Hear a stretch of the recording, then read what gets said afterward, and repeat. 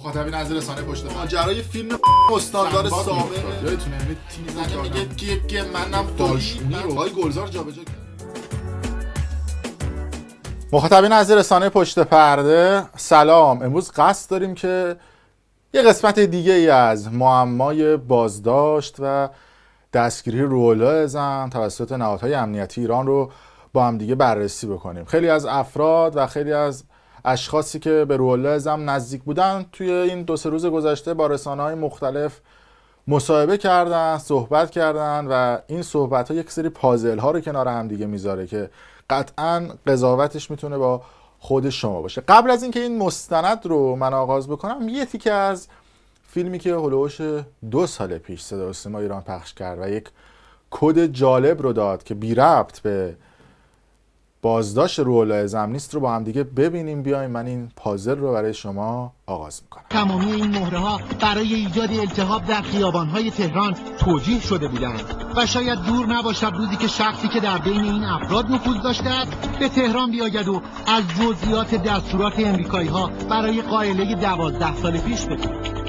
بله، شاید به تهران بیاید و از پشت پرده های یک سری ماجراها بگوید. حالا چه ربطی داشت؟ خودتون این پازل رو حل میکنید. اما داستان رو از شخصی به اسم مازیار آغاز میکنیم. مازیار شخصی هستش که اولین بار در قسمت دوم ایستگاه پایانی دروغ از او یاد شد و تصویر اون رو به عنوان مدیر فنی آمد نیوز نشون دادن. یکی از نکات این کیس اطلاعاتی ضربه زدن از طریق بستری بود که اگرچه مغز متفکر فنی پاریس نشینان نسبت به امنیت آن هشدار داده بود، اما تصور گزیده شدن از طریق سوراخ واتساپ شاید برای خودشان هم سخت باشد. پورتای UTP رو ایران تونست دسترسی پیدا کنه. جدی؟ آره.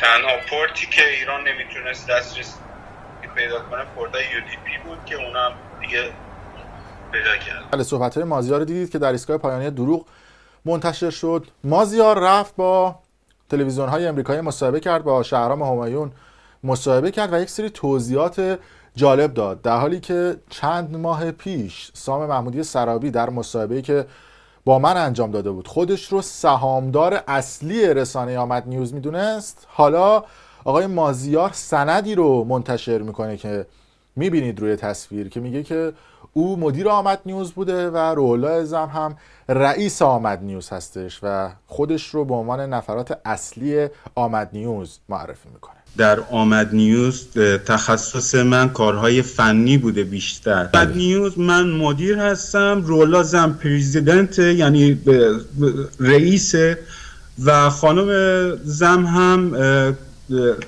در واقع کارهای حقوقی رو انجام میده. از اون طرف وفا نیکفری که قطعاً یک قسمت مهم پازل ماست میاد و همه جا خودش رو سرمایه گذار آمد نیوز معرفی میکنه. حالا جلوتر هم بهش میپردازیم و یک دونه فایل صوتی محرمانه هم دیروز منتشر کردیم که در اون فایل صوتی خانم شیرین نجفی میگفتش که آقای وفا نیکفر خودش به ایران سفر میکنه و میاد و اینم جالب هستش که آقای وفا نیکفری که خودش رو سرمایه گذار و اسپانسر آمد نیوز معرفی میکنه میگه که من به غیر از شیرین نجفی و روح‌الله اعظم کسی دیگه ای رو جزو اعضای تیم آمد نیوز نمیدونم. روح‌الله اعظم 2 شخصیت رو خیلی بهشون علاقه داشت. اول خانم شیرین نجفی بود، دوم من بودم. حالا من میبینم در فضای مجازی خیلی‌ها دارن عنوان میکنن آقای اعظم بیش از حد به خانم شیرین نجفی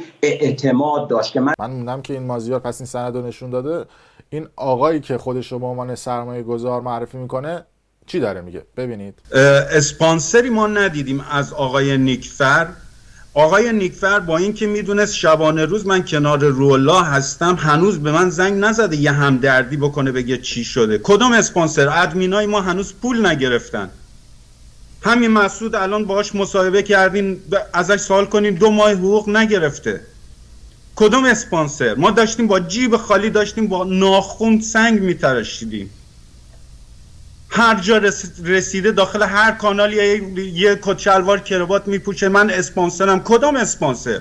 کدوم پول اومده تو حساب روح‌الله اعظم و من میتونم تو کامپیوترم واز کنم به خاطر اینکه سیوش کرد حساب بانکیش رو داخل کامپیوتر من.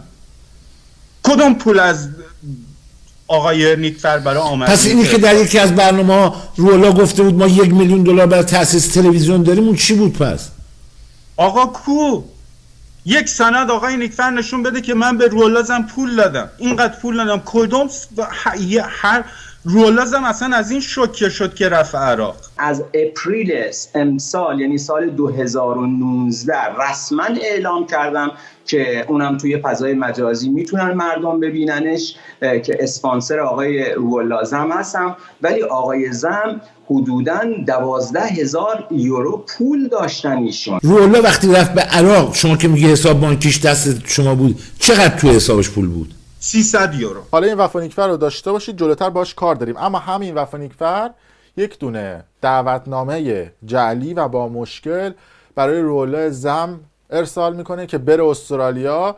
رولا زم و خانومش میرن پاریس توی سفارت استرالیا که بخوان ویزا بگیرن. گویا اون دعوتنامه‌ای که آقای نیکفر فرستاده بوده که روی تصویر هم میبینید مشکل داشته، جعلی بوده و ویزا به رولا زم نمیدن. رولا زم به واسطه یکی از دوستانش در استرالیا بهش تماس تلفنی گرفته میشه که برو پاریس همراه همسرت و بچه‌ها. خب ایشون که خودش گفته آقای نیکفر دیگه.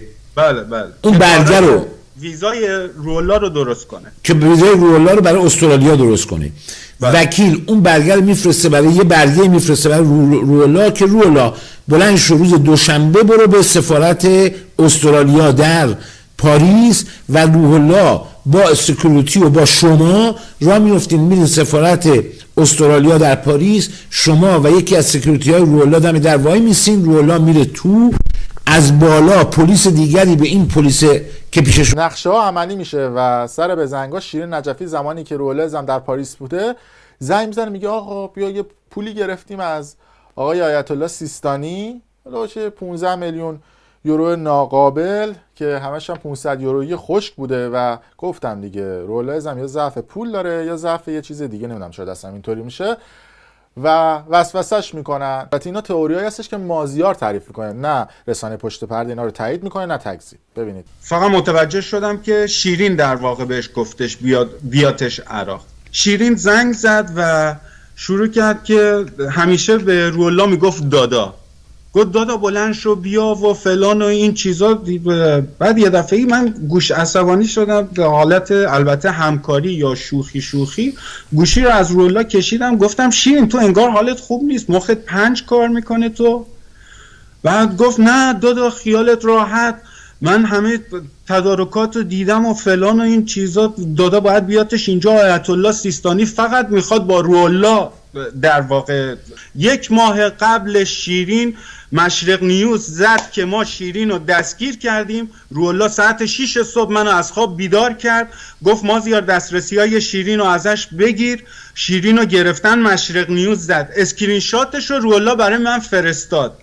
ولی من رفتم داخل سایت مشرق نیوز، اصلا دیگه آثاری از اون اسکرین شاتی که رولا گرفته بود نبود، یعنی سریع پاکش کرده بودن. شیرین 3 روز خبری ازش نبود.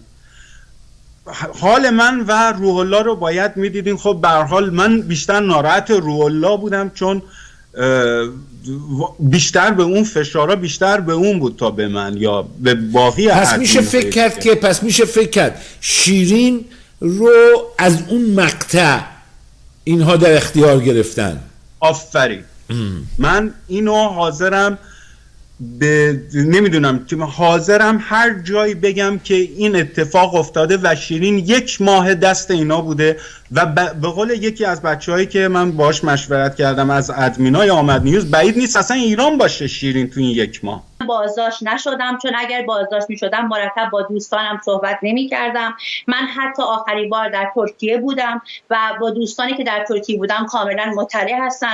به خاطر حریم شخصی که من جایی هستم من نمیتونم تصویر بدم، ولی مطمئنا من به هر چیزی که مقدسات برای خودم قسم میخورم بنده در بازداشت نبودم. من هیچ وقت 15 میلیون یورو پول نشون ندادم به آقای زم. این کاملا دروغ محضه. نمیدونم از تو اتاق خواب شیرین بود یا چیزی، یک دفعه در لپتاپش رو تا واز کرد، اینو ببین مازیار، 500 یورویی خشک بود و یک چیزی حدود 15 میلیون یورو 500 یورویی خشک در واقع عکس گرفته بودن.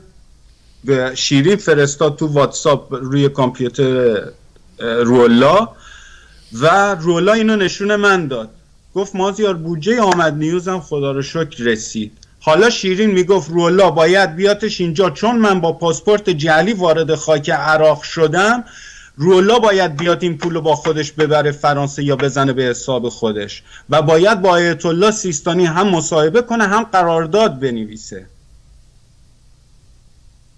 خوب توجه کنین تا اون ثانیه‌ای که من بغل رولا بودم و خانومش هم میتونه اون زمان قبل از اومدنشون به پاریس، خانومش هم میتونه اینو بگه، رولا هیچ وقت با آیت الله سیستانی صحبت نکرد. خود آیت الله سیستانی هم میتونه اینو تایید کنه حرف منو. پس اینا همش نقشه‌های شیرین بوده. واقعا پول زیادی بود و من موهای بدنم سیخ شد. بله دیگه، یعنی این همه پولم یک جا ندیدن و تحریک میشن. و از اون طرف شیرین نجفی بلیت رولا زم رو برای عراق میگیره که بره اردن، بعد از اردن هم بره عراق. بعد شیرین نجفی میاد میگه که من رولا زم رو دعوت نکردم، خودش اومده، منم مهمان بودم. ای بابا خب مشخصه دیگه، تو دعوتش کردی به عراق که بره مهمون یه شخص دیگه بشه، پس شما هم الان دارید راست میگم دارید دروغ میگی. خیر، من دعوت کننده نبودم. من باز در مصاحبه‌ای که قبلا هم با تلویزیون شما داشتم گفتم و بارها تاکید میکنم، من هم از مهمانهایی بودم که دعوت شده بودم به کشور عراق، ولی از ابتدا من خبر داشتم از اینکه ما قراره برای عقد یک قراردادی وارد خاک عراق بشیم و با یک سری از نمایندگان که به اصطلاح از نزدیکان، یعنی از دوستان بودن، ما بخوایم باهاشون دیدار بکنیم. از اون طرف وفا نیکفر میاد مصاحبه میکنه، میگه که من هیچ اطلاعاتی از اینکه آقای روح‌الله زم عراق بره نداشتم. ای بابا شما چه حامی مالی بودی که نمیدونستی روح‌الله زم کجا میره؟ اینا هم ببینید.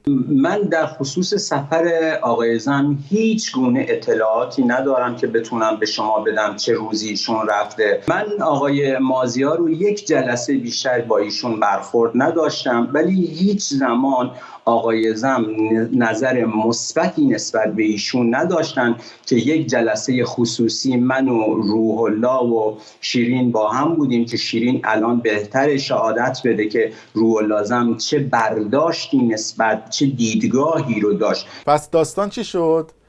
وفا نیکفر یه دونه دعوتنامه استرالیا برای روح‌الله زم میفرسته که جعلی بوده، ویزا بهش نمیدن. از اون طرف همزمان شیرین نجفی بهش میگه آقا بدو بیا، پول تو عراق آماده شده.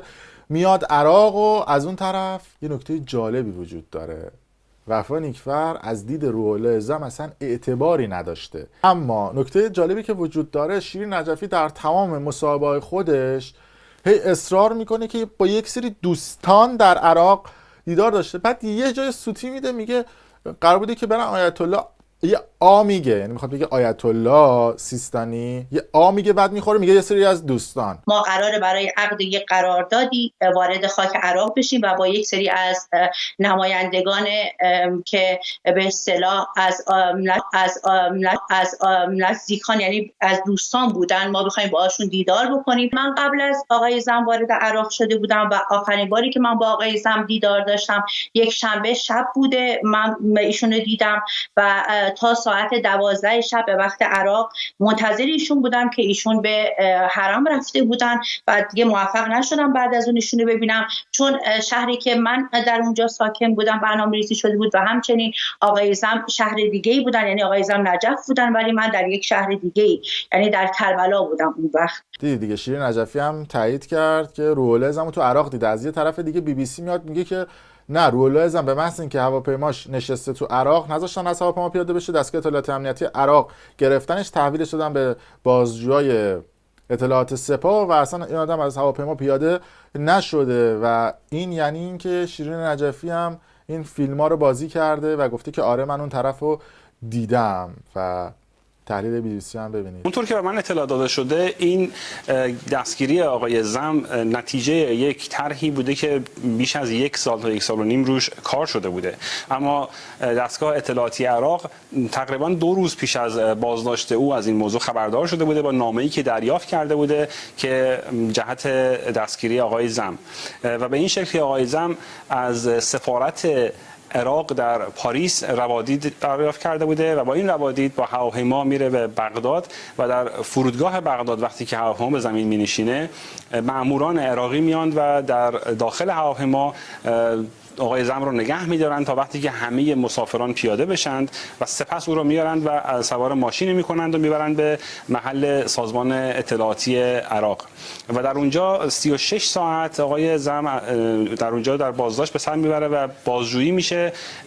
بازجویان ایرانی او رو بازجویی میکنند و در عین حال همه ابزارهای ارتباطی او کنترل میشه. اما تا حالا با خودتون فکر کردید که به نظرتون یه شخصی رو فرستادن خارج از کشور که تمام اپوزیسیون‌های خارج از کشور رو شناسایی بکنه، یه مستند هم حتی براش میسازن که دیگه کسی شک نکنه، از اون طرف کانال تلگرامی رو میبندن که قشنگ بتونن یه سری افراد رو شناسایی بکنن و بعد از اون تمام عوامل داخلی و خارجی رو شناسایی میکنن و خیلی شیک و مجلسی روح‌الله زمان دست به سینه نشسته و همه رو لو میده. الان هم شاهد دارن هم سند دارن و خیلی از این افراد رو بازداشت میکنن و فرستادنش خارج از کشور و همه رو هم شناسایی کرده. این تئوریایی که نمیدونم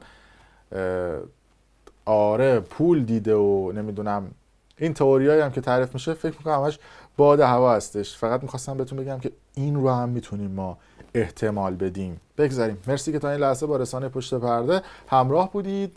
منتظر باشید در روزهای آینده ببینیم کدوم تیکه از پازل های این بازداشت تکمیل میشه. اگر دوست داشتید کانال یوتیوب برنامه پشت پرده رو سابسکرایب کنید. مرسی.